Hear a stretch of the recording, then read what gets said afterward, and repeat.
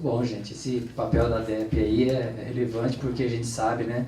Cada um de nós que veio de unidade sabe o sofrimento que é lidar com aquele prédio que não termina ou aquele que terminou há muitos anos e agora precisa refazer. Então, por favor, fiquem de olho na agenda aí com a Thalita.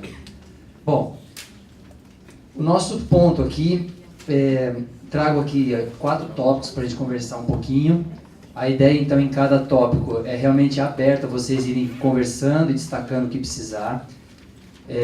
E são tópicos voltados, gente, a alinhamentos, tá? Alinhamentos de conduta, alinhamento de procedimento, porque a gente está passando por um tempo bem diferente, né? Todos nós, vocês viram a introdução com a professora Tereza, vivemos, então, no ano 17, que foi o ano da sobrevivência, do ponto de vista da gestão, né? A gente passou o ano ouvindo como o ano da crise, que tivemos que conter as despesas, a folha, aquela angústia de ICMS que entra, mas não entra, vai pagar, não vai, vendo colegas da Unesp lá com o 13º fracionado. Então, a gente viveu um ano realmente complicado. Para o ano 18, viramos, então, uma página que é um ano em que não se saiu da crise do zero, de repente, como se fosse um sucesso de um dia para o outro, mas pelo menos parou de ter, né, a ênfase na crise, o ICMS parou de cair e a economia começa a apontar de que vai reagir.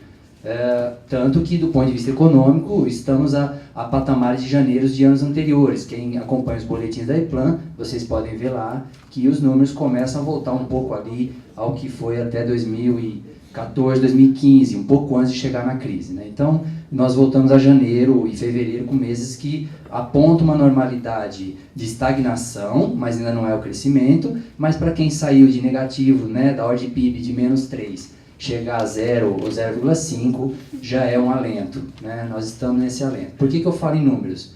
Porque nesse número de perda de receita, o principal motivador de que nosso pessoal está caindo substancialmente. Quem olhar os números que a professora Tereza colocou disponível na CAD, é importante quem tiver paciência de voltar lá no site da CAD, lá na pauta do mês passado, a reunião do dia 6, vocês vão encontrar lá todo o quadro de entradas e saídas desse número de aposentadorias versus demissões e admissões em 17. E é curioso que do balanço de quase 600 saídas que tivemos entre aposentadorias, demissões e falecimentos, as admissões, mesmo temporárias, fizeram que a gente chegasse ainda a um déficit de 135, 140 situações. Negativo, claro, nós não conseguimos, ao todo, repor o número de pessoas que perdemos. É um pouco nessa realidade que eu faço essa introdução, porque nós estamos vivendo, nas unidades, uma coisa que mais ou menos sabíamos que ia acontecer, todo mundo sabia que um lote de aposentadorias ia acontecer no quadriênio 17 em diante, e elas estão se confirmando. A novidade também do início de 18 é que todos acompanharam, acho que a maior parte, o adiamento da reforma da Previdência fez vários pedidos no mês de março serem cancelados. Para vocês terem uma ideia, em fevereiro publicou-se da ordem de 60 a 65 aposentadorias, falando docentes e PAEP, tá? Em geral. Mas predomina muito PAEP, né? Então, de 60 eu posso dizer que 40 eram funcionários. Em março estava previsto um lote maior que esse, ia ser 70. Só que aí, mais da metade já voltaram atrás, estamos hoje no dia 13, então tem saído algumas, quem acompanha sabe aí, 4, 5, 6 por dia, mas não deve chegar ao número de fevereiro. Então houve muita desistência em função do adiamento da reforma da Previdência. Que sobre esse ponto nos dá um alento agora de novo, um fôlego, mas 19 vem aí, com a eleição presidencial, o novo governo, e por conta da previdência privada, gente, é fato, a previdência vai vir forte no Brasil um dia, e nós, servidores da Unicamp, vamos passar por essa turbulência, igual quem viveu 98, igual quem viveu 2003. Então, 2019 ou 20, na minha perspectiva, tá, bem sinceramente, vem forte alguma revisão de aposentadoria, sim, no Brasil. Agora, o que vai chegar nos estados e no servidor público da Unicamp, aí tem uma distância, né? Então é muito cedo para falar, então eu tranquilizo as pessoas que não há motivo de sair desesperadamente aposentando, a não ser que esteja absolutamente decidido que queira, né? Mas aí, e que nesse sentido a DGH preservará todos os direitos, então nós temos garantido que todos que optaram de regime, com essa questão de turbulência de regime azul, era CLT, não é, enfim, tem o tempo, tem a idade, quer aposentar, está convicto, a DGH vai publicar. É essa linha que nós estamos seguindo. Mas esse contexto, então, de falta de pessoal, coloca que alguns procedimentos vão mudando as rotinas, né? Eu não vou aqui hoje nem entrar na questão da certificação, porque quadro e certificação é um tema que não está, né, não é na nossa frente de negócio na DGH, a gente dá apoio e tem os dados gerenciais para isso, mas é a PRDU quem está cuidando de certificação. Mas certificação também é, nesse semestre, o que vocês nas unidades estão vivendo, porque é um tema absolutamente ligado a essa questão de reposição, recolocação de pessoal, relotações, etc. Então, nesse ponto de procedimentos que nós temos que lidar com o que temos na mão de pessoal, a gente tem que realmente ter uma conversa muito franca, porque alguns procedimentos têm determinados momentos que não dá para ficar mais do jeito que era antes. O primeiro dele, então, que vocês devem ter acompanhado, é o novo fluxo dos atestados médicos unificados. Logo que eu assumi, eu soube do incômodo desse assunto na DGH e havia uma resolução, então, que dizia que um determinado fluxo de CLT era de um jeito e o Exunicamp era de outro por conta das guias DPME. Depois fomos aguardando como amadurecer isso com a área, e aí o fato é que alguma coisa precisava ser feita, não só porque nós precisávamos nos rever enquanto fluxo interno, mas é porque DPME e INSS são esferas que estão fora do nosso alcance e eles regulamentam coisas que nos impõem. Bom, com isso vocês notaram que a gente soltou um aviso a vocês que as alterações unificaram a partir desse mês, literalmente semana passada, né, dia 5, todos os atestados entregues nos RHs passaram então a ser unificados com a entrega até 24 horas de intervalo. Nesse sentido, é uma mudança do que já tinha para o ESU, né, sendo que as 24 horas do CLT tinha aquela questão das 72. Né, então é só para chamar a atenção aqui aos aspectos.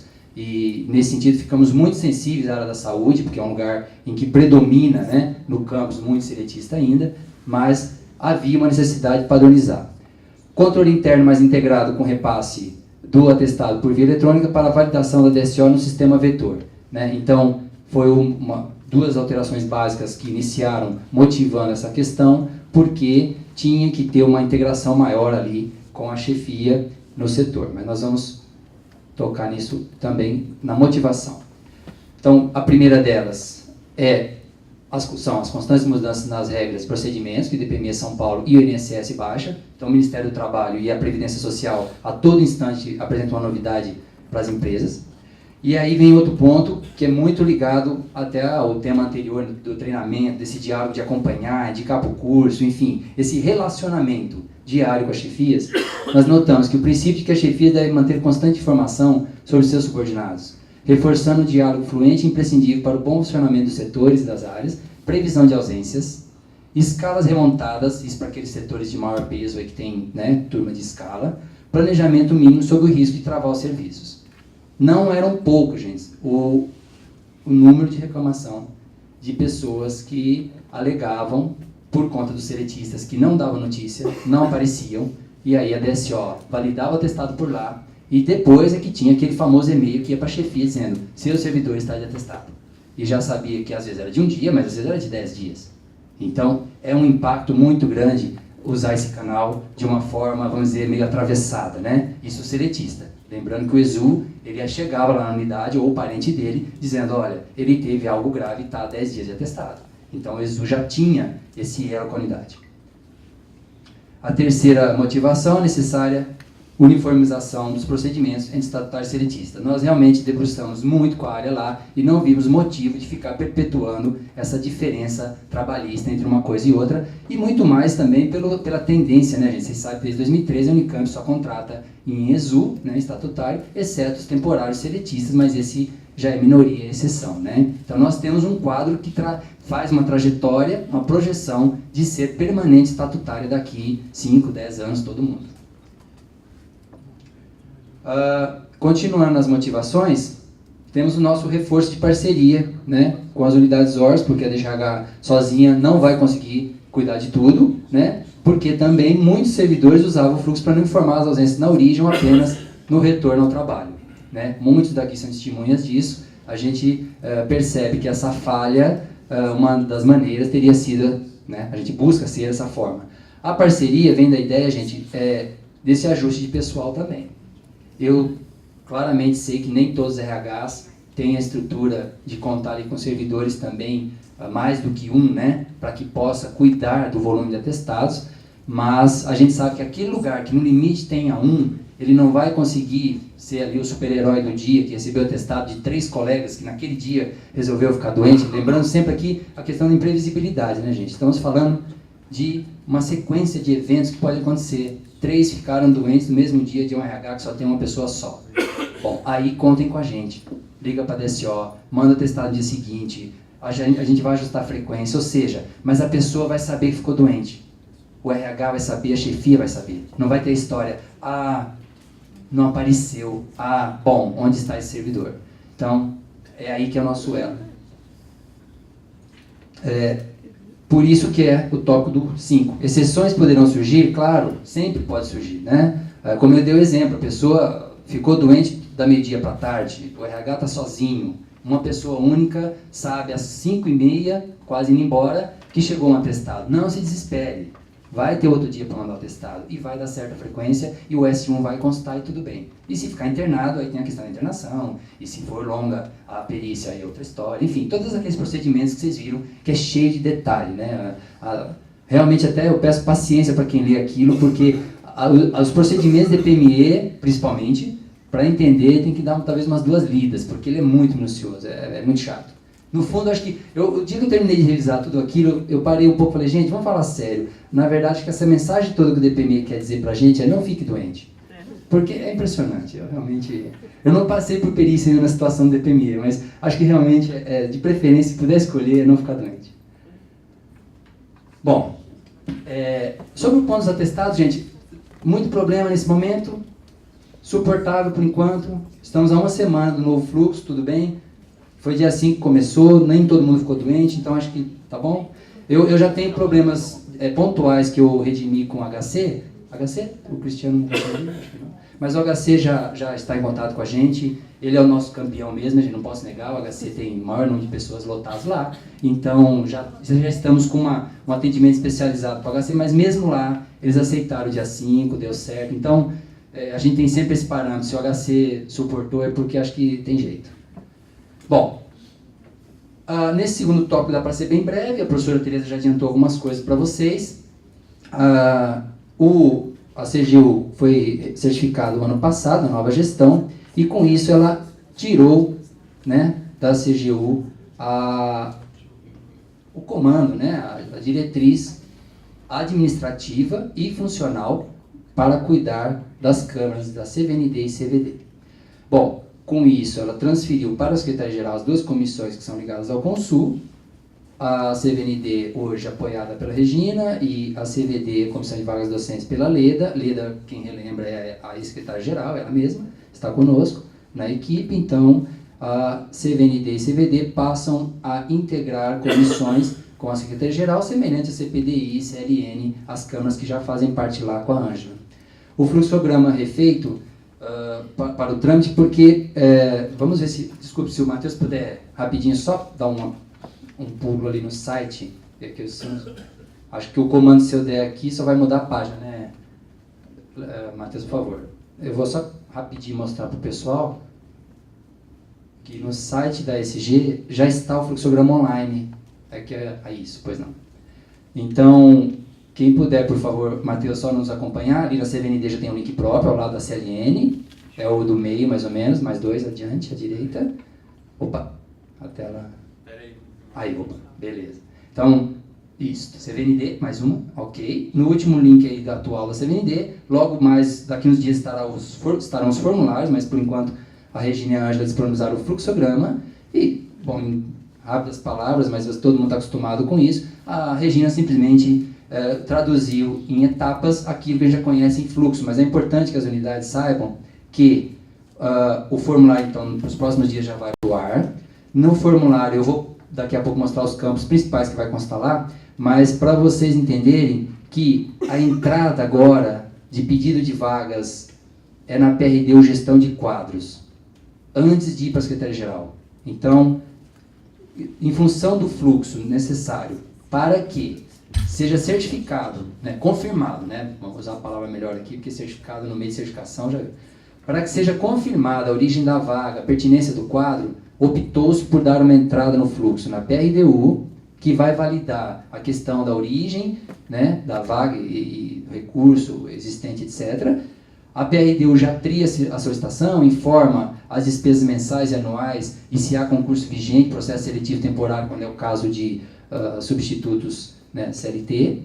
Ela valida as informações no que cabe, naquilo que couber a órgãos ligados à diretoria executiva da área de saúde, à diretoria de ensino, que são os colégios, a DEPU, tá, dos pré-universitários, e aí sim, depois ela já aciona a CVND. Naquilo que toca as diretorias executivas, ela vai pegar a própria PRDU já em fluxo contínuo, e pega o despacho dos diretores executivos, que eventualmente pode ter aceites ou não, né? O diretor executivo pode recusar que esse pedido prossiga e vai devolver ao dirigente da unidade de órgão dizendo, olha, sua vaga que você está pedindo, etc., não vai seguir para a próxima pauta, mas não havendo restrição, vai para a pauta necessariamente do mês seguinte da CVND.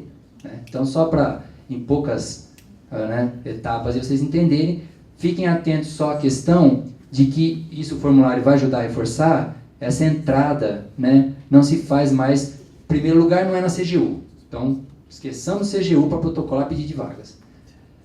Antes de chegar para a SG, tem um meio do caminho a PRDU, porque a PRDU ficou com a gestão de quadros. É por isso que tem esse viés aí, mas é isso que foi determinado com o pessoal em reunião, com a doutora Ângela e a professora Tereza, acharam por bem ficar assim. Então, desculpa, Matheus, voltando no link lá do... Bom,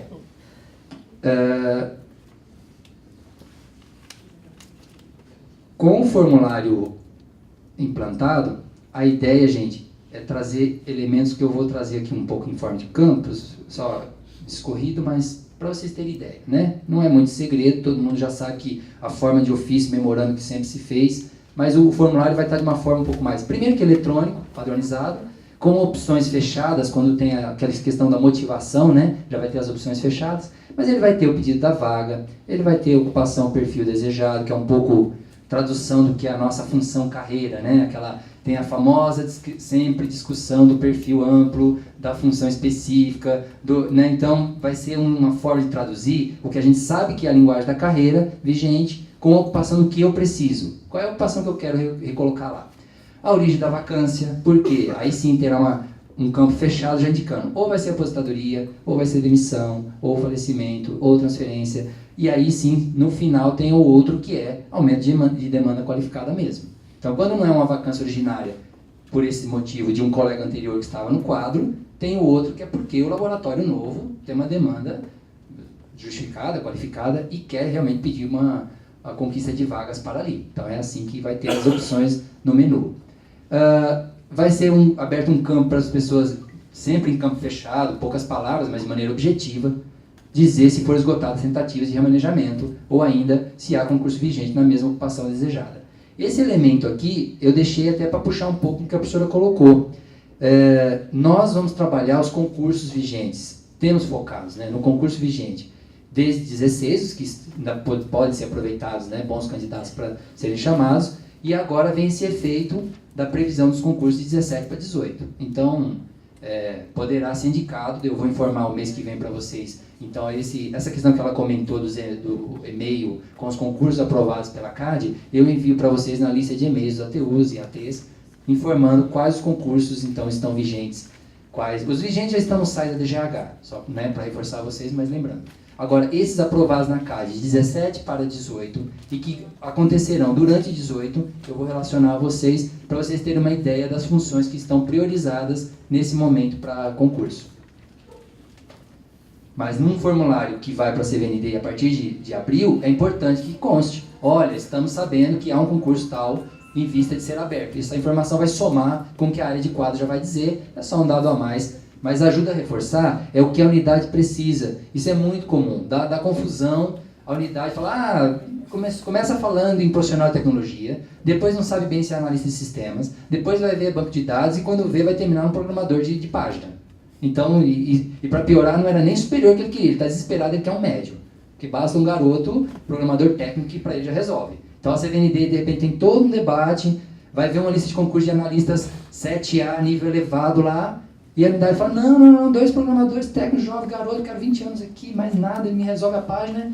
Ok, então ele queria um web designer ali, então era outro. Então é muito importante que tenha essa clareza do que vai pedir de necessidade, porque faz diferença na forma ágil de repor ou não.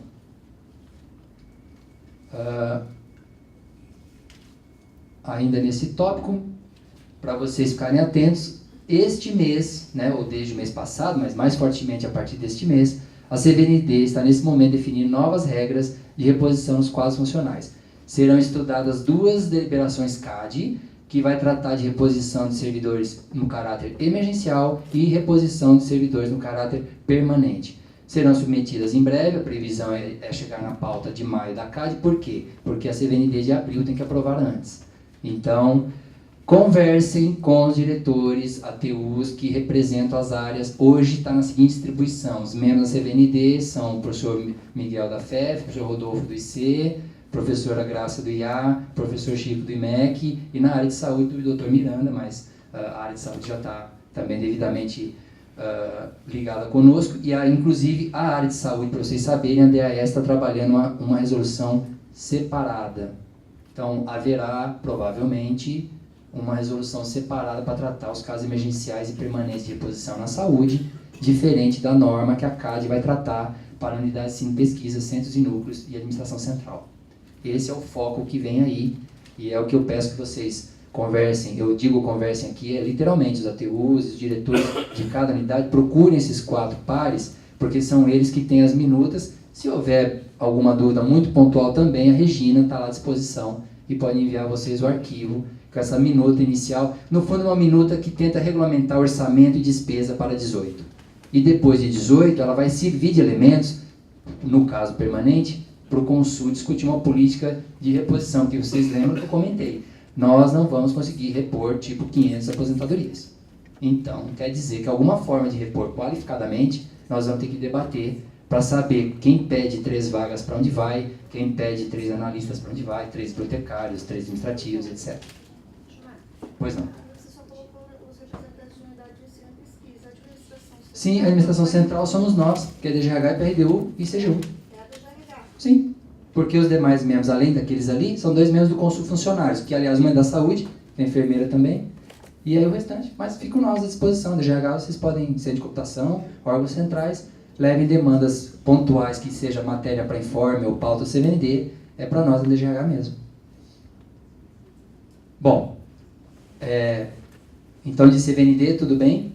Também está consolidado aí que é um fluxo novo, é uma etapa nova, mas fiquem de olho, conversem, e das regulamentações que vierem de CAD, gente, aí é acompanhar e aguardar um pouquinho o que vem, né, de metodologia, de percentual, mas isso tudo vai ter muito debate, porque a COP vai estar envolvida na situação, porque é dentro da capacidade orçamentária, claro. Nós continuamos firmes na meta de não passar de 90% da folha. 85% é o ideal, estamos vivendo próximo de 90%. O ano passado, muitos meses foram 101%, 102% de folha, mas a nossa meta continua, né, de ter um quadro que fique ali entre 85% e 90%, que é o suportável de deixar 10% para custeio da Unicamp. Terceiro tópico, previsão do novo ciclo PRS 2 e NDGH PRDU tratando os procedimentos. A partir da experiência do primeiro movimento PRS, também anunciado, alguns ouviram, outros não, então, concretamente, 30 movimentos aconteceram, 30 transferências por conta do primeiro PRS.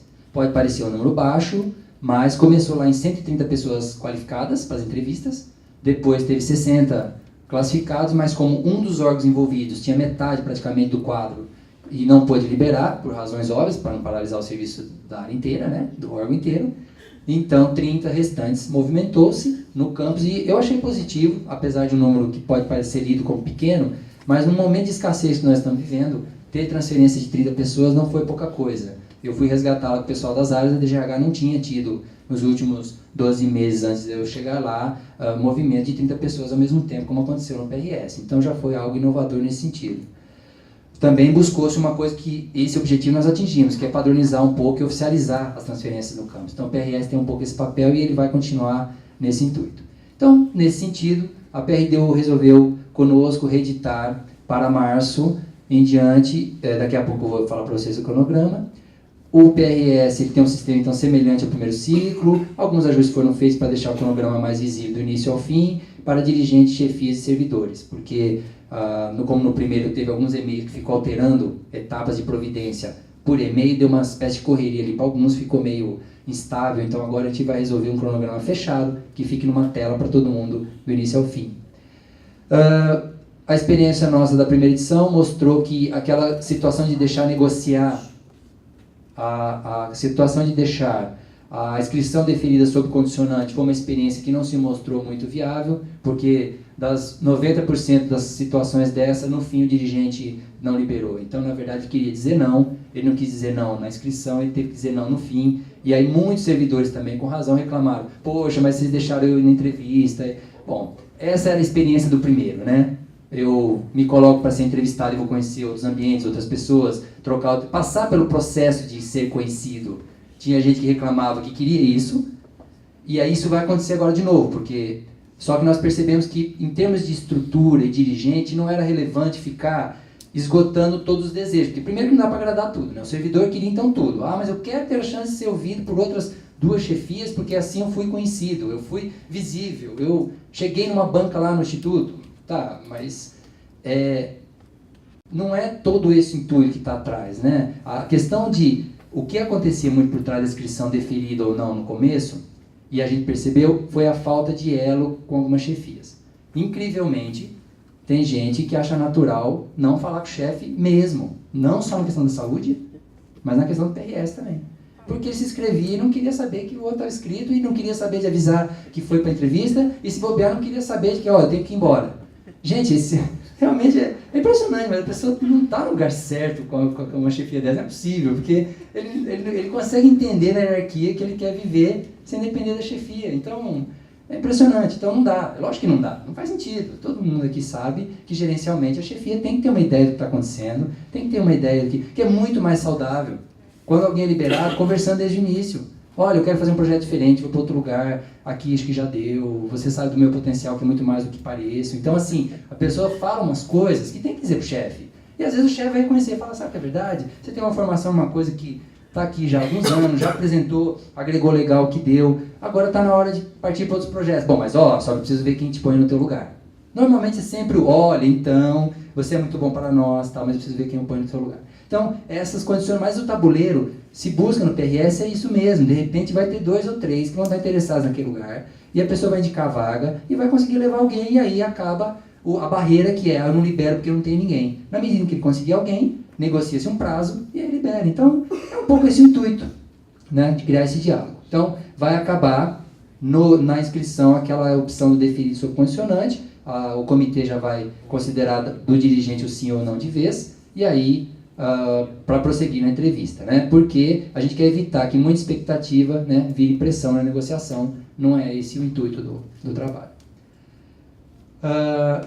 As vagas não preenchidas do ciclo anterior ou que geraram saída do servidor de origem serão retomadas automaticamente no sistema, assim vocês precisam se preocupar de ficar, quantos mesmo eu perdi? Porque teve unidade que perdeu, até 3 pessoas pelo PRS, então pode parecer para alguns que não é quase nada, mas tem unidades e órgãos que perdeu gente assim, de setores diferentes, mas ligado ao mesmo órgão de uma vez só. Então, vai ser resgatado esses pontos de origem para poder replicar novamente, porque ele pode reiterar ou atualizar a paridade. De repente, como eu dei o exemplo, administrativo, TI ou área de biblioteca. De repente ele preencheu de um lado que já está em ordem, ele não quer agora mais que seja prioridade, ele vai ali, altera, mas ele pode resubmeter algumas coisas que o sistema já vai dizer, olha, você teve a prioridade 1 não atendida, não preencheu P1, P2 e tal, ele vai e resubmete. Também um pontozinho novo da gente deixar claro a vocês, ao final o sistema deverá ter em 60 dias uma definição se a pessoa aprovada irá ou não para o destino, visando concluir o ciclo e dar condição para planejar outras edições sucessivas. Isso aqui, gente, para ficar bem claro, nós não estamos alterando a resolução GR, não está criando camisa de força, fica bem nítido o seguinte, vai ter um sistema, uma tela, para que em 2 meses vocês se definam, para dizer, o chefia do outro lado, vai liberar ou não vai? Nós não estamos dizendo tem que liberar. Então é uma leitura bem delicada que a gente faz aqui, para ninguém ficar achando que nós estamos baixando aqui uma exigência de liberar em 2 meses. Não é essa a ideia. Mas é a ideia de que, já que vimos que já mais de 3 lugares, e lugares com experiência de RH, assim, que a gente fala, poxa, RH antigo e tal, e que os elos de diálogo não eram fluentes. Então, esse pacto de chefia subordinado não aconteceu, então a gente começou a ver que era uma espécie de meio quebra de braço interna, e no meio ficava o PRS com a DGH lá, a secretaria, mas não deu notícia, mas não liberou, vai liberar ou não vai? Quer dizer, não somos nós que vamos ficar, tem que liberar, mas precisa, é razoável, a gente considere, vamos ver o que vocês acham, mas 2 meses dá para chegar num acordo, se realmente ele é muito importante para mim, a minha colega do outro lado não vai aposentar, então, mas eu quero um trabalho dele aqui que vai ficar, não vai sair, eu não vou liberar. Então, dizer o não para o outro lado que está perguntando, vai liberar ou não, acho que 2 meses é muito razoável para chegar num termo, aí o sistema vai ter como concluir, para ter uma tabulação, se dizer, ok, deu certo, vai liberar tal. Detalhe que também as pessoas podem, com 45 dias de negociação, predata mais 30. Então, o intuito aqui é só buscar a resposta. Definir, não é questão de, mas aí eu defini que, sei lá, para ir para o IG, o funcionário tal o chefe dele pediu 3 meses porque vai terminar uma tarefa. Às vezes para o IG é plausível, o IG de repente espera 3 meses, porque a outra premissa que ele vai ter de alguém aposentando é no 2º semestre. Então ele fala, então até entendo, vai constar um sim no sistema, ok, vai ter a aprovação para o destino, e o prazo de liberação ele já acompanha de 60, 90 dias para esperar o prazo que é acordar. Então, tudo é possível. A gente apenas está dizendo que tenha 2 meses para no sistema inserir sim ou não. E aí, vem um pouco ligado ao tema que a professora Tereza colocou, até foi sem combinar mesmo, tá? Foi bem aliado aí, mas agora deu certo que casou com o que eu imaginava quando chegou nesse tópico aqui. Importância de as unidades apontarem suas prioridades das prioridades de quadro. Tentar os preenchimentos por transferência para depois reforçar os justificativos que chegarão na CVND com vista ao planejamento de reposições por concursos. Nós vamos combinar, vamos ver o que vocês acham, se um link ou se um e-mail específico, porque vamos ser práticos, gente, de que não vai ter uma lista muito grande na hora que a professora coloca para a gente listar os pontos críticos de reposição nas unidades. E tem uma lista quase infinita de reposições necessárias. Vide as nossas 500 e tantas apostadorias em 17. Então, olha o que eu quero chegar. Eu não preciso desenvolver grande sistema para recolher de vocês as angústias, porque eu sei que tem gente que vai dizer as 3, 4 prioridades de momento. Algumas vão coincidir com o PRS, só que tem outras que a função é muito específica. Então, já vamos ser realistas que no PRS não vai atender. Porque nas específicas não tem ninguém nos pares, e nós vamos tentar, inclusive, nós vamos aprimorar essa edição também, já a informática vai puxar, é semelhante ao Sintegra, a lista dos profissionais que já existem ativos naquela função, é típico exemplo do analista de sistema. Então vai ter o TIC, analista de banco de dados. Quando já aparecer, vai ter uma informação a mais, existem, 20 analistas de dados. Ou então bibliotecário, existem, atualmente 101 bibliotecários na Unicamp. É um dado. Não quer dizer que todos estão com potencial candidato a ser o PRS, mas quem precisar de um profissional de certo perfil vai encontrar um númerozinho totalizante ali dos que estão ativos na Unicamp. Mas quando a professora coloca que este mês para abril, no máximo, porque observem que ela está de olho nisso por conta da regulamentação que vem aí da CAD. E observem claramente, gente, que o que vem da CAD é realmente priorizar 2, 3 por unidade, não vai passar disso. Não vamos... E alguns 2, 3 da unidade não é para 18, porque vocês ouviram que o concursão de administrativo da VUNESP é para 19. Então, estamos vivendo, e vamos viver, mais um ano que sabemos que não virá, por exemplo, reposição de 20 administrativos, médio, ou de mais 10 superiores, ou de...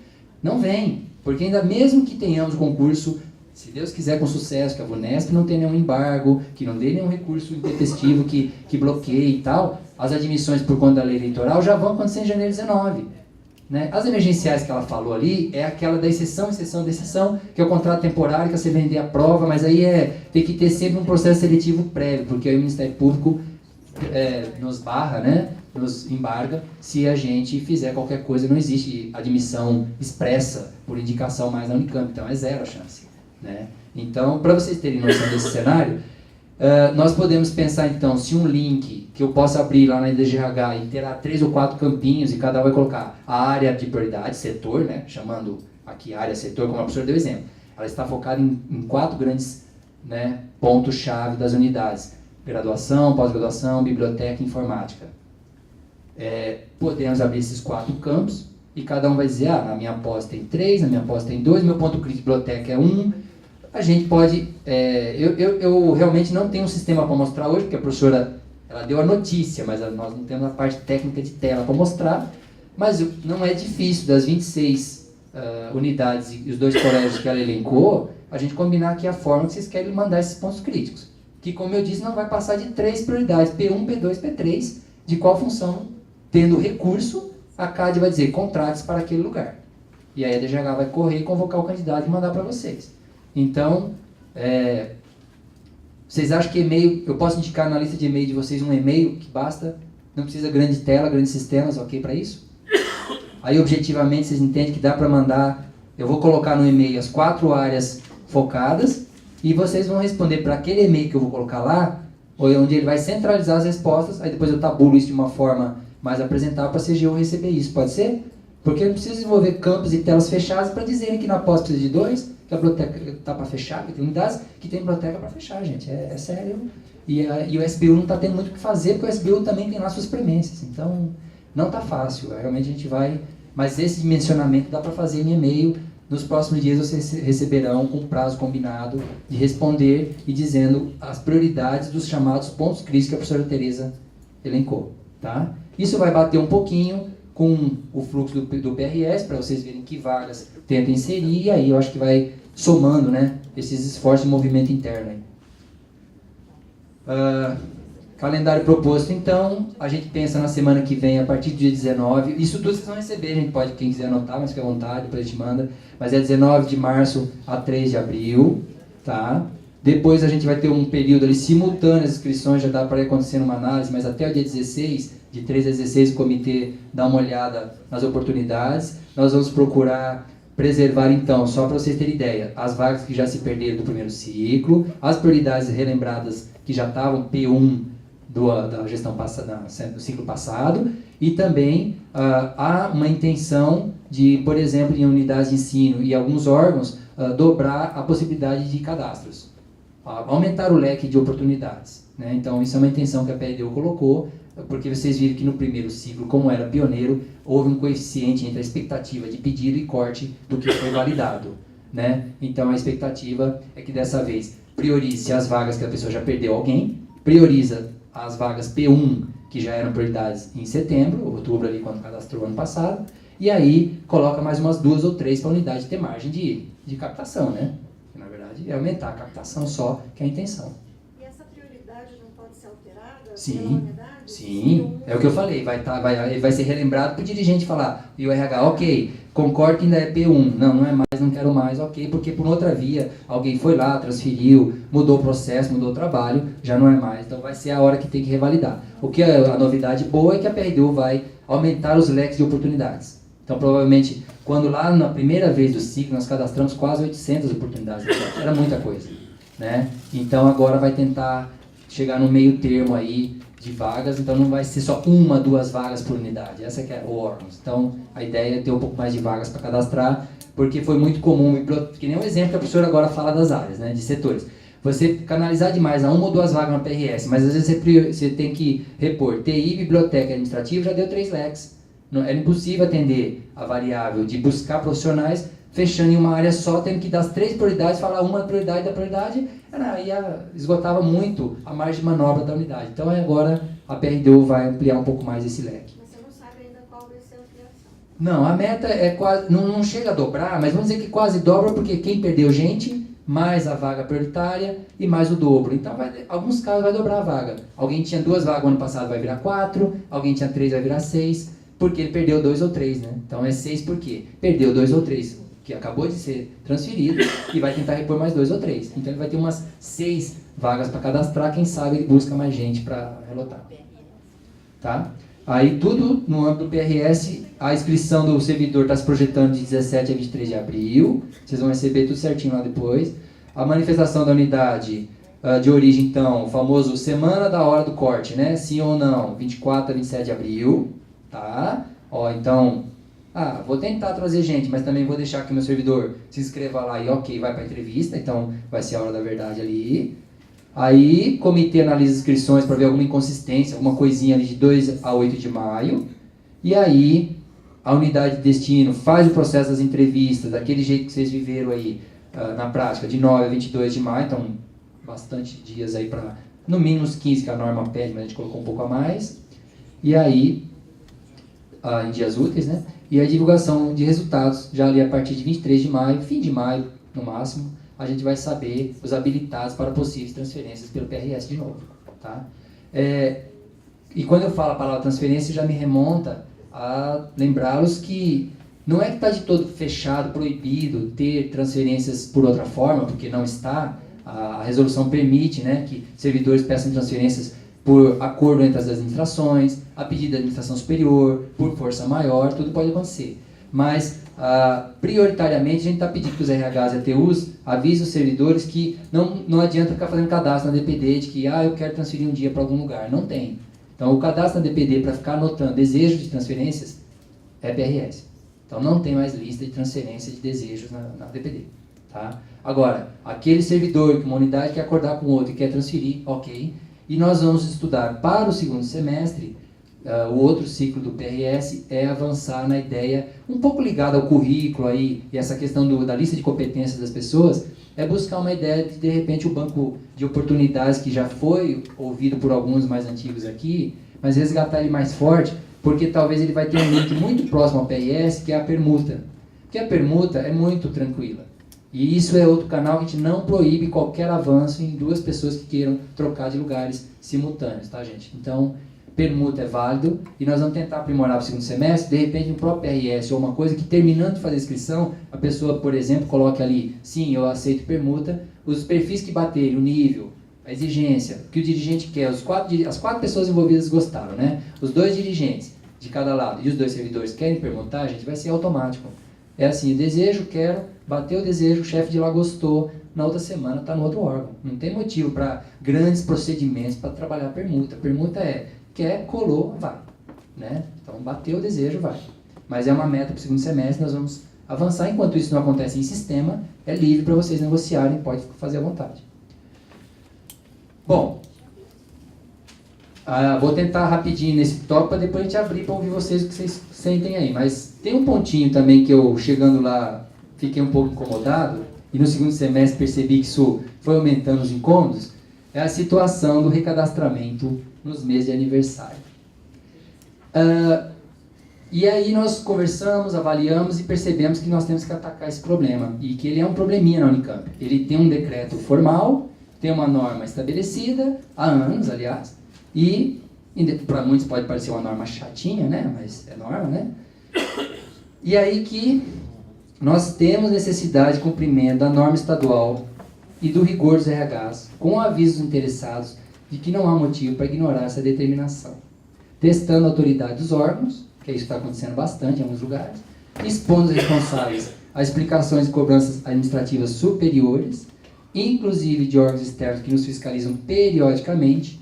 Nós somos estados quase todo dia com uma nova denúncia, uma nova questão, um novo questionamento do MP perguntando qualquer coisa sobre alguém em qualquer lugar. Então, e não recadastrar é só mais um ingrediente no meio de uma chuva então tem aumentado muito esse questionamento dos fiscalizadores externos, seja por denúncias infundadas ou não, tá, gente? O fato é que tem coisas que têm fundamento, é respondido e é corrigido. Mas o problema é que tem coisas que dá para ser melhor e as pessoas estão realmente usando uma espécie de acomodação estranha, né? E aí, para esses que fazem esse uso, propagando a ideia de impunidade dos demais colegas que fazem o cadastramento em ordem todos os anos. Nós percebemos que a cada ano o governo de São Paulo vai mudando ali as questõezinhas do recadastramento. Este ano, quem já fez sabe a novidade da questão mais ali da saúde. O governo começa a perguntar umas questões de sangue, cirurgia e tal, mas é um pouco meio ligado lá naquelas questões de afastados para a saúde que já tinha antes. Agora tem matéria específica sobre a questão, só para vocês já saberem, quem já fez, deve ter visto depois de janeiro, mas Tipo de sangue, cirurgia recente e plano médico de saúde, se há ou não também, é uma pergunta nova que o governo resolveu fazer agora para nós, servidores, né? Então, são elementos que vão se somando, mas o sistema, eu devo dizer também que eu vivi essa evolução dele, ele melhorou muito. Ele realmente está bem mais prático, ele resgata aqueles dados cadastrais que estão na origem, aqueles que não batem um aviso, é muito claro, servidor, procure seu RH, atualize como é a carteira de habilitação, RG, título de eleitor, aqueles que são muito fechados, ainda está ligado o quê? A atualização cadastral, que para vocês, ATUs e RH, está ligado um pouco ao e-social. Na verdade, tudo é muito próximo, né? Então, estar em dia, até por exemplo, o Matheus falou, estar em dia com os e-mails da chefia, o e-mail institucional e tudo, só vem agregar e vídeo esse exemplo de estar com o RH impecável nos cadastros na hora do recadastramento. Mas o ponto-chave aqui, gente, é que nós temos que parar de ficar absorvendo situações de alerta para servidor que não recadastra. Tem RH que consegue fazer isso com um primor mais pontual, um primor ali mais intenso, e tem gente que não está conseguindo, e está acontecendo casos de servidores há meses com recadastramento atrasado ativo, tá? Aqui estamos sempre falando de servidor ativo. O que muitos RHs fazem, de alertar, avisar, de verificar o sistema todo mês se tem pendência ou não. Então, assim, dos últimos 30 dias anteriores, né? Sempre falando sobre os 30 dias anteriores. Nós estamos encaminhando, então, com a área técnica do pagamento, a seguinte determinação que eu estou trazendo a vocês aqui hoje. A partir deste mês de competência, todos ativos que não fizeram período relativo aos meses anteriores serão alertados do atraso e suspensos da folha no 4º dia útil de abril, até que se recadastrem e apresente ao RH a regularidade. Atenção, não é todo mundo do ano passado, tá? Muito claro aqui. Só de janeiro para cá. Esses meses anteriores aqui é 18, tá? Nós vamos depois trabalhar relatórios sobre situação de 17. Os RHs têm pelo site, assim que o sistema, tirando as oscilações de sistema de São Paulo, você já tem os relatórios gerenciais que tem que ficar de olho. Mas nós, mesmo assim, vamos soltar para vocês ao longo desse mês, daqui a uns 10 dias, tá? Ali por volta da semana que vem já vai para vocês. Listagens específicas serão enviadas para os RHs para conferência e um aviso final, para além do que já consta no sistema estadual. Quem fez aniversário em janeiro e fevereiro já vai aparecer lá que está pendente. Então, gente, é avisar. Servidor, você está pendente desde fevereiro, fez aniversário e não recadastrou. A DGH avisou numa reunião que vai suspender no 4º de abril. E nós vamos suspender mesmo, gente. Então, assim, agora vai ser sério. Docentes e funcionários. Docentes e funcionários. Então, verifiquem a listagem preliminar do sistema estadual. Nós vamos soltar nossa listagem e vamos fazer um trabalho intenso em março. A partir de abril, nós vamos observar um pouquinho quantos de dezembro para trás ainda está nessa situação. É claro que pode ter um afastado de saúde muito longa, mas vamos observar que a DSO também tem o controle do afastado de saúde muito longa. Não é para acontecer nenhum de saúde muito longa, porque estar afastado de saúde, vale lembrar, não impede de ter que dizer lá no sisteminha do governo, estou afastado de saúde. Por isso lá tem um link e tem um menuzinho que pergunta, você esteve afastado nos últimos 12 meses? Qual o motivo? Saúde e tal. Então, não há motivo da gente ficar desconectado, porque eu disse, os órgãos fiscais vão pegar a gente. E eu não vou ter razões para dizer, nem para a PG ou para o Ministério Público, porque o coordenador da DGH não suspendeu. Então eu não quero parecer, eu disse lá na área, no dia que a gente conversou sobre isso, o coordenador que da vez teve que fazer uma mudança de postura, mas eu sou da vez que está acontecendo um monte de coisa pela primeira vez. Então, sei lá, acho que pela primeira vez, talvez eu vou ter que ser. Eu achei que já era automático a suspensão, tá? Então, antes de chegar ali, eu pensei que tinha um controle mesmo, que depois de 2 meses, porque tem 2 meses envolvidos, é o mês do aniversário da pessoa, mais 30 para o RH avisar e ficar no pé, e aí no outro mês é que a DGH tomaria providência de suspensão. E aí a gente nota que não, que havia uma espécie de cultura que, vai que eu não faço e ninguém diz nada, vai que eu não faço e ninguém me tira da folha, agora vai que eu não faço e vai sair da folha. tá? Então, nós temos respaldo jurídico, respaldo institucional, então nós vamos fazer, estamos avisando, nós vamos trabalhar a listagem, e os RHs que tiver, de repente, lá, 50 casos, sei lá se vai ter esse exemplo, mas a gente vai ajudar esse RH, fala, opa, peraí, né, o que está acontecendo com seus servidores que ninguém recadastra, mas a gente espera que seja muito pequeno o transtorno, que vocês têm que só fazer esse reforço. A mudança de postura é porque, alguém pode ficar, para vocês já ficarem tranquilos quanto, o que acontece quem suspende um salário? Esse é outro ponto que é legal lembrar aqui, não sei se alguém já passou por isso, mas não por essa ação, né, suspenso salário por outro motivo, só se alguém passou por outro motivo, porque por recadastrar em São Paulo não foi. Quando a gente suspende um salário, neste caso, e o servidor regulariza, é na semana seguinte a folha complementar, tá? Então, uma folha complementar é gerada na semana seguinte. Basicamente, na semana seguinte, o servidor vai atrasar em uma semana o pagamento, porque não está em dia com um decreto estadual. Não é chateação da DGH, não é porque resolveu ser diferente, é porque ele não cumpriu um decreto. Por isso vai aquele aviso, por isso no primeiro dia do mês do aniversário fala, olha, você fez... E curiosamente é tão chata a mensagem que não fala parabéns para a pessoa, né? Enche de textão. Mas aí o parabéns, já, no dia resolve tanto, só fala, né? Exatamente, mas a frase, aquele textão meio máscara, né? Que tem umas 50 parágrafos, não termina com parabéns, mas fala pro cara, ó, é que ele, como ele é feito, como lembrei, em torno do primeiro do mês, ele não sabe se a pessoa é do dia primeiro. Então acho que o analista de São Paulo não conseguiu fazer uma coisa, porque se ele fala a mensagem pro dia, tem que ser parabéns no dia, aí ficaria terrível, né? Mas, gente, então, vocês entendem que é suportável lidar com isso? Inês, se seu que tem gente muito atrasado, a TI não pode atrasar muito lá, hein? Não, eu acho que... Talvez não esteja... Sou eu Ok. mais que faço, Pois não. mas eu queria só clarear bem o que é esse processo. Por exemplo, a pessoa faz aniversário em fevereiro. Então, durante o mês de fevereiro, ela vai lá e se recadastra normalmente. Se ela não fez isso, em março, o RH, lá, a pessoa responsável, consegue fazer por sua senha o recadastramento desta pessoa, certo? Se ele Não, na verdade a pessoa faz com o RH junto, mas aí na prática, ok, mas o RH... Ela funcionária, É coisa séria. ela só consegue com a senha do... Fez atrasado, vem com o administrador de RH. Isso. Então, vamos supor que não fez no mês de março. Quem vai fazer esse recadastramento?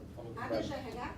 Não, eu estou trazendo para vocês porque o elo dos RHs locais continuam, totalmente, tá? Então, a senha dos RHs vão entrar junto com o servidor para resolver lá na ponta. Não, é que Tá? anteriormente o RH não conseguia fazer Não, depois de 60 a Célia tem um dias. elemento mais para... Não, só complementando, Inês, sempre foi assim, o servidor ele tem o mês do aniversário para fazer e o administrador tem o mês seguinte todinho para tratar, seja para validar ou para regularizar. Então, com a senha do administrador, o servidor faz o recadastramento. Ele procura o administrador na unidade, o administrador entra com a sua senha e o servidor faz. Então, a senha do RH sempre foi assim. Isso, mas só mais 30 dias. E se Não, eu- hoje agora está não, aberto. tá A aberto. partir do momento que tá. fechou o mês do aniversário, só Não, não, é que consegue com a anterior- senha dos... É que anteriormente era só 30 dias. Não, ok. Não, daí a importância desse acompanhamento gerencial, daí a importância da gente, primeiro momento, vamos focar de 2018, tá? Ano base para ano civil para cá, 18, mas nós vamos mesmo assim, a partir de abril, um trabalho da DAP vai atacar as listagens de dezembro para trás, de modo que nós vamos esgotar nessa tendência regressiva aí. Acho que o colega deve ser. Esse e-mail de aviso não pode ser enviado pro institucional e pro particular, porque tem muito docente que às vezes não olha o institucional. Olha, aí você está me falando, você está me falando o e-mail lá de São Paulo, o e-mail original do Lembrete via do GH. E a Valdirene pode, né, Valdirene? Não, agregar um segundo e-mail adicional, pode? Então já fica apoiada a ideia, boa ideia, tá? Então fica como reforço, vai para o institucional e particular dos que tem no Vida Online cadastrado os dois, tá? Daí a importância de estar no Vida Online em dia com os cadastros. Betânia? Ah, ok. Então, vamos aprimorar a partir desse mês também isso para que os avisos de aniversariantes... Esse aviso, então, que ele Não, mas não. atrasado, vem do sistema de São Paulo? Ele origina com São Paulo, mas é a DGH que gera, né, Sérgio? DGH? O e-mail lembrando do aniversário é feito pela DGH, Não, isso tá. toda vez, tá? Não é de São Paulo. A gente pega os aniversariantes e manda um lembrete. O outro, a gente orienta os RHs que sempre ore, não espere que tenha acabar o mês, né? Ore, relente as pessoas. No mês seguinte, os RHs veem quem não fez um recadastramento e quem tem que validar. A DGRH faz isso um mês depois. Acabou o prazo do RH, ela tira um relatório extraído do sistema de gestão de pessoas, tá? E envia para cada RH para regularizar, tá? Então, isso é feito manual, a gente extrai o sistema de São Paulo. Tá ok? Então, nós vamos aprimorar esse canal mais de reforço. O que é esse e-mail que a gente fala do alerta, esse da listagem específica aqui, esse vai ser diferente, porque esse é da medida de adoção interna administrativa nossa, tá? Então, esse que vai nos próximos dias para vocês com essa listagem, quantos casos cada unidade tem, vai ser bem específico mesmo, mas para os RHs cadastrados na nossa listagem lá da DGRH. Então, tudo bem, gente? Vocês entendem que dá para administrar? Eu não sei se cada um de vocês tem um cenário de quantos estariam ou não pendentes, mas fiquem de olho então. A questão é voltarem um pouquinho para a unidade, tenta até amanhã, depois, com calma, mas vai vendo com a primeira oportunidade que tiver, clique ali na Secretaria de Governo e nesse sistema do governo e verifiquem lá se de repente tem muita gente pendente, que vai bater com a nossa listagem para que, né, o transtorno vai ser necessário, algum rescaldo que acontecer, mande para a DGH mesmo, falar, foi mudança do momento. Foi, algum momento tem que acontecer. Então a gente está avisando agora para a folha de março e para abril, para que as pessoas já saibam que é real e que a coisa, porque vem esse elemento que já era para estar cumprindo, mas não está. Então a gente vai tentar ser primoroso nisso. E aí, eu acho que era abertura para ouvir um pouquinho, se vocês... Acho que era só isso mesmo. Abertura, se vocês ainda têm algum tema geral que dê tempo. Eu sei que o horário, essas oportunidades de fora é sempre importante, mas se alonga um pouco. Eu tinha vários pontos importantes para tratar com vocês hoje. Mas pode ter alguma outra dúvida geral que vocês queiram tirar conosco aí. Vamos lá. Gilmar, Pois não, Gilene? Eu queria falar rapidinho sobre o PRS. Certo. Que você colocou aí que a pessoa que vai liberar tem o prazo de até 60 dias para liberar o funcionário. Mas eu acho que, como você mesmo falou, né, já no início, o diretor da unidade vai saber se ele vai liberar ou não, ele já dá por exemplo, um não ou um sim naquele momento. Então, se deu um sim e finalizou, por que a gente ainda tem que perguntar para a pessoa, mas você vai liberar ou não vai? Eu entendo assim. Vai mudar a pergunta. Vai mudar agora, que a pergunta lá agora vai ser o quando você vai liberar. Quando for o servidor do sim, Não, porque tá assim, isso. Mas o foco da agora, com o novo fluxo, é o sim no início, porque lá na frente olha, então você concordou, quando é que você vai liberar o meu? Então, aí já vai mudar, é o quando. Então, vai ficar mais fácil. Ok, gente? Opa, a Ana Lúcia ficou sem. Então, quando você fala das prioridades, né, priorizar as prioridades, vocês falam em unidade de ensino, pesquisa e colégios técnicos. A COSEN é um órgão ligado à administração central, por isso não foi falado em unidades, não fomos mencionados nessa questão. Mas existem os centros e núcleos que têm os bibliotecários, nós temos os TIs. Não, com certeza. Não, vai encaminhar. O e-mail que nós vamos passar, porque nós combinamos agora em e-mail, vai um e-mail para os RHs, para combinar um prazo certinho, a gente já vai dar as 4 áreas prementes que a CGU quer que a gente tabule, eu vou incluir a COSEN na lista, Ana Lúcia. Acho que, talvez na forma de colocar, a professora colocou uma ideia, mas para mim está claro que COSEN está na lista. Sim. Não, está na lista. Sim. Não, serão todos RHs. Os órgãos centrais, a diferença dos órgãos centrais é que os ATs, os dirigentes dos órgãos centrais, já estão coparticipando das políticas que passam na CAD e ali na reitoria. Estou falando coparticipantes. Por quê? Porque através dos pró-reitores e dos coordenadores que têm assento convidados no Consul CAD-CEP, são dirigentes que já estão participando do debate e quando vem normas novas como essa. Por isso que, mas quanto a avisos práticos, listagem preliminar, levantamento de demandas, vai para todo mundo. Então, mesmo os órgãos de RHs de órgãos centrais vão receber também. Então, mas é conversa, gente. Sempre conversa. Os dirigentes é essencial nisso. Ok, gente? Então, obrigado. Uma boa tarde aí. Valeu pela paciência. Meio-dia. Bom almoço. Vai pagar o almoço hoje? Eu entendi. Fechar CPV.